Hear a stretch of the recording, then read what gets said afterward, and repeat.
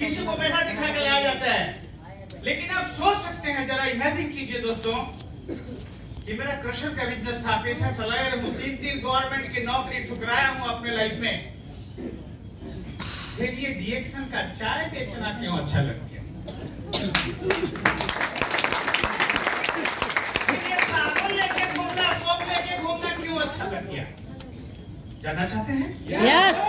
तो मैं इस बिहार की पावन धरती पे इस रिकॉग्निशन नाइट के बाद आज इस ट्रेनिंग प्रोग्राम में हमारे चीफ गेस्ट मिस्टर रफीक साहब, विजय जी और ऑल बिहार PICN मैनेजमेंट, और हमारे, अब मैं उनके लिए कितना कुछ कहूं, जितना कहना चाहता हूं उतना शब्द नहीं है। हमारे बादल जी जो हमारे महान चीफ गेस्ट हैं, और जितने भी हमारी माधुरी गौतम, हमारे धर्म सिंह जी, सरवर हुसैन साहब, और जितने भी अचीवर्स, डायमंड्स, लीडर्स जितने भी हैं, आप सभी का आज की इस ट्रेनिंग प्रोग्राम में हार्दिक स्वागत करते हैं, हार्दिक अभिनंदन करते हैं।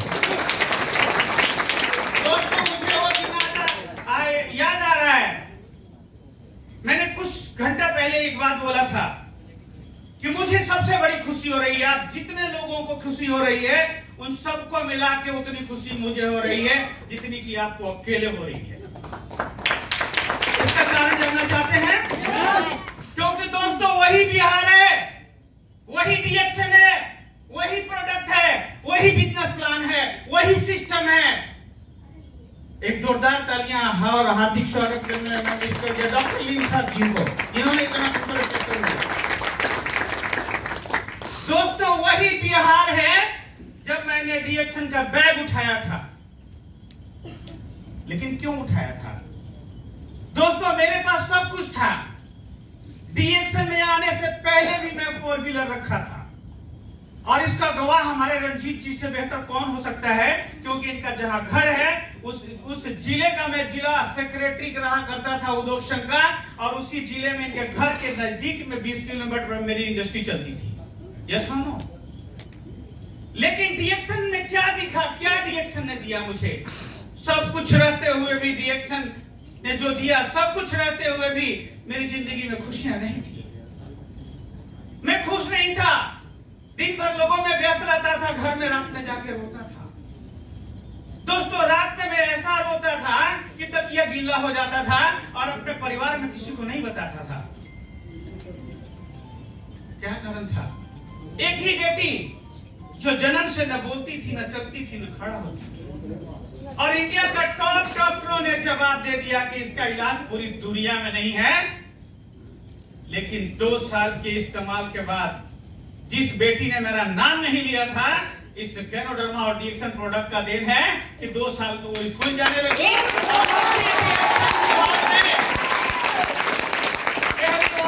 हॉल में गया कि हॉल में माइक पकड़ के प्रोडक्ट का नॉलेज देना शुरू कर दिया। अब आप सोच सकते हैं दोस्तों कि डीएक्सन ने क्या किया। दूसरा अचीवमेंट, 8 साल तक सेकेंड इशू नहीं था। बिहार की टॉप डॉक्टर पटना की शांति राय, यूपी की टॉप डॉक्टर उषा गुप्ता, 4 साल शांति राय ने इलाज दिया, 1 साल उषा गुप्ता ने दिया। उषा गुप्ता ने तो ऐसा कह दिया कि मैं बाबा विश्वनाथ को याद किया। उन्होंने कह दिया कि बच्चा का खोजते हो, सारा समय चला गया, दोनों ट्यूब सूख गया, यूट्रस में टीबी हो गया है, यूट्रस से निकलना पड़ेगा, तो बच्चा क्या खोजते हो? लेकिन दोस्तों, वो सारा मेडिकल साइंस फेल हो गया, सारा उसका टेस्ट फेल हो गया, सारा उसका नॉलेज फेल हो गया, यानी मेडिकल साइंस को भी फेल कर दिया। और 8 साल के बाद खूबसूरत हजारों में एक यूनिक जापानी बेटा दिया।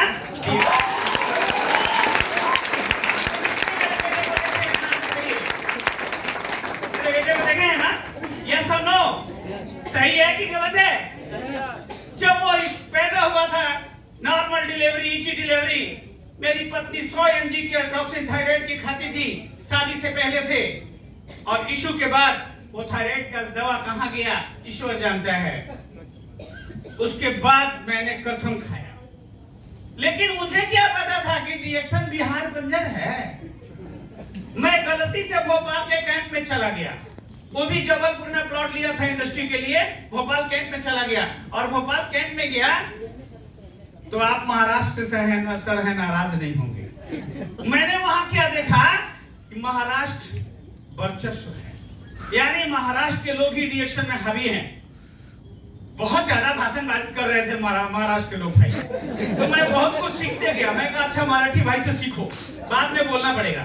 तो मैं भी पैदाइशी लॉयर था, मेरे अंदर भी आग लग रहा था। बिजनेस तो नहीं करता था, लेकिन कुछ तो खा खा के नॉलेज हो गया था ना। और बेटी मिल गई तो मैं सोचा मैं भी बोलूंगा, इनसे कम नहीं बोलूंगा। तो महाराष्ट्र के भाइयों से और सीनियरों से बहुत कुछ सीखा। लेकिन जब बोलने की बात बिहार की आई तो एक बार वहां से अनाउंस किया गया बिहार। तो मैं भी सोचा कि महाराष्ट्र से 100 लोग हैं तो कम से कम बिहार से 10-20 लोग तो होंगे ना। एक बार नजर दौड़ाया, कोई नहीं नजर आया। फिर दोबारा स्टेज से मन से अनाउंस किया गया बिहार। तो मुझे लगा छोड़ दूं, फिर लगा किसी ने एक थप्पड़ मारा, उठ उठ जल्दी, एक बिहारी मैंने माइक पकड़ा और वेल मेंटेन में दूल्हा था, बाराती एक भी नहीं थी। और माइक पकड़ा दोस्तों, और सरस्वती बैठ गई और इतना बोला और बोलते बोलते यहां तक बोल दिया कि आज डीएक्शन के पर्दे में बिहार का स्थान नहीं है। तो कसम खाता हूं, शपथ लेता हूं इस मंच से कि ऐसा बिहार बनाऊंगा कि डीएक्शन के पर्दे में बिहार स्पेशल होगा। और तब तक चैन से नहीं बैठूंगा, पूरी दुनिया में नंबर 1 नहीं होगा। और दोस्तों आज मेरी कामयाबी में और डीएक्शन बिहार बनाने में अगर किसी ने कुर्बानी दिया है और किसी का योगदान है तो मेरा कुछ नहीं है दोस्तों। मैंने तो सिर्फ घर परिवार सन्यासी की तरह छोड़ दिया। मेरे पुराने दोस्तों को मालूम होगा, रंजीत जी, ये लोग सारे लोग कहते थे सर बीवी बच्चा के साथ महीने में कितना दिन रहते हैं। तो मैं कहता था 5। तो फिरोज खान कहते थे 12-5 60 यानी साल भर में 60 दिन। अरे कुछ तो सोचिए। मैं कहा यार एक बीवी बच्चा की बात करते हो, यहाँ तो करोड़ों बीवी बच्चे परिवार भाई बहन होंगे। उसके लिए काम करो, उसके लिए करूंगा। और मैं घर द्वार छोड़ दिया, सारा बिजनेस छोड़ दिया, सारे रिश्तेदार परिवारों को छोड़ दिया। अगर मेरी बच्ची नहीं हुई होती तो मेरे ससुराल वाले तलाक दिलवा दी होती। क्योंकि लोगों को तो लगा था कि मेरा दामाद क्रोसर इंडस्ट्री का मालिक, इतना बड़ा आदमी, और शादी के बाद क्या करने लगा? चाय बेचने लगा, साबुन बेच रहा है, लेके आया है पेटी में, इधर भी देगा उधर भी देगा। कुछ तो ऐसा लैंग्वेज मेरे ससुराल से आने लगा कि लगता था यहाँ आना ठीक नहीं है। फिर मैं सोचा कैरेक्टर बिहेवियर ऊंचा है, तिलक दहेज भी नहीं लिया हूँ, क्या करेंगे? भगाएंगे, मारेंगे? यही झंडा गाड़ो और यही प्रूफ करो गया जिला में। और गया जिले से प्रूफ किया और सारे लोगों ने कुर्बानी दिया। और आज वही जिला है, वही गया मेरा ससुराल ससुराल है। उस टाइम अगर मेरे ससुराल में जाकर मेरे सास ससुर से पूछते गुप्ता जी का नंबर चाहिए था तो मेरे फादर इन लॉ बोलते उनका नंबर यहाँ नहीं रहता है। लेकिन आज जाके पूछेंगे कि गुप्ता जी से मिलना है, नंबर है क्या, तो आपको रसमलाई जरूर खाने को मिल जाएगा। कौन है? मेरे वही छोटे वाले दामाद है ना। क्यों? क्योंकि पूरे खानदान में किसी की बेटी और बीवी विदेश नहीं घूमती होगी, लेकिन मेरी पत्नी का ये देश घूमती है। अभी रफी साहब का एक मैसेज आया, मुर्गी अंडा देने वाला, तो अंडा पे काम करो। तो मैं आपको बताना चाहूंगा कि जितने पुराने लोग हैं उनको याद होगा मैंने अंडा से ही काम किया था कि कोई बड़ा अंडा से काम किया था। कौन सा अंडा लेके, वो भी देसी मुर्गी पे काम किया था कि फॉर्म की मुर्गी पे? कितने लोगों को पता है? अरे सावन पे रमजान जी के लिए जोरदार तालियां। तो आपको पता है ना वो भी क्यों मुझे पागल घोषित किया गया था? क्योंकि मैं साबुन बेचना शुरू किया था। और दोस्तों साबुन को कैसे बेचता था? कैसे बेचता था? काट काट के 4 टुकड़ा ट्रेन में, चलती ट्रेन में आज भी महीने का 5000 पीवी मैं ट्रेन से बनाता हूँ। आज भी मेरा पर्सनल पीवी कोई ऐसा मंथ नहीं होगा कि कॉल के प्रोडक्ट सर्विस से 10,000 15,000 नहीं होता है। और जिस टाइम में जीरो में था 5000 पीवी 3000 पीवी की बात करते हैं, अमित चंद्रवंशी डेहरी जोरदार तालियों से स्वागत कीजिए। इनको पता है मेरा उस टाइम जब मैं जीरो से शुरू किया था तो मेरा पर्सनल पीवी होता था 5000 8000 10,000 और महीने में 1500 पीवी तो मेरा दाम में चला जाता है। क्यों? किससे? सोप से। और हमको किससे काम करना है? देसी मुर्गी पे। और वो देसी मुर्गी कौन सा अंडा देगी? कौन सा है? रेनोजी सोप। मेरा सोप पे प्रेजेंटेशन सुने हैं ना आप लोग? सुने हैं ना?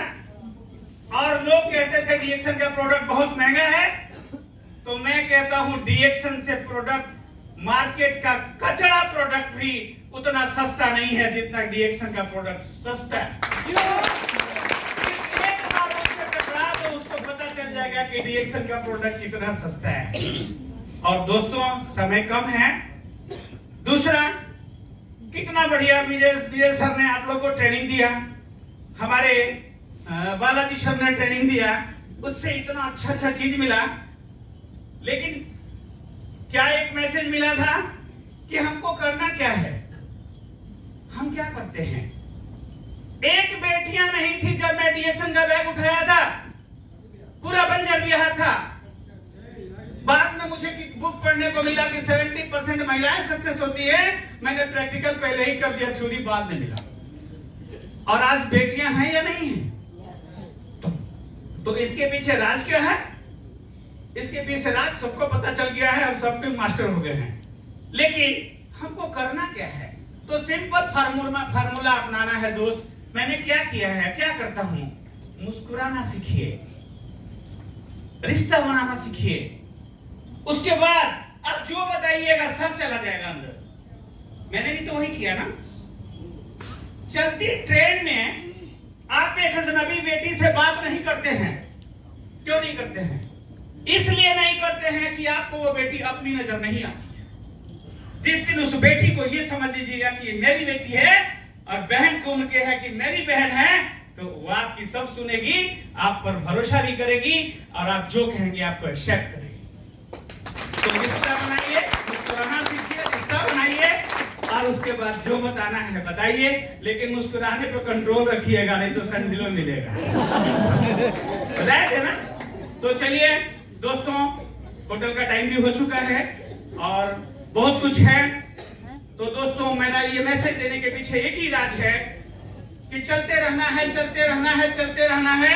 और मुझे गर्व है कि इस बिहार में भी, बिहार को नंबर 1 बनाने में भी मैंने जो शुरुआत किया, तो ऐसे ऐसे जाबाज लोगों ने कुर्बानी देकर अचीवमेंट किया कि आज मेरा सर ऊंचा है। और मैंने एक मैसेज दिया था गया में कि मैं वो अपलाइन बनना चाहता हूं कि बाप चपरासी भले रह जाए, बेटा मेरा कलेक्टर हो जाए। और उस सिस्टम पे मैंने काम किया। कभी अपने लिए नहीं मरा कि मैं इन्वेस्टर बन जाऊं, मेरे साथ आने वाला डायमंड रह जाए। और यही कुर्बानी है कि मुझे गर्व है कि गौतम माधुरी जी जैसा, धर्मशिला जी जैसा, फिरोज खान जैसा ऐसे ऐसे महान हस्तियां, ऐसे ऐसे महान दिग्गजों का अपलाइन बनने का मुझे अवसर मिला।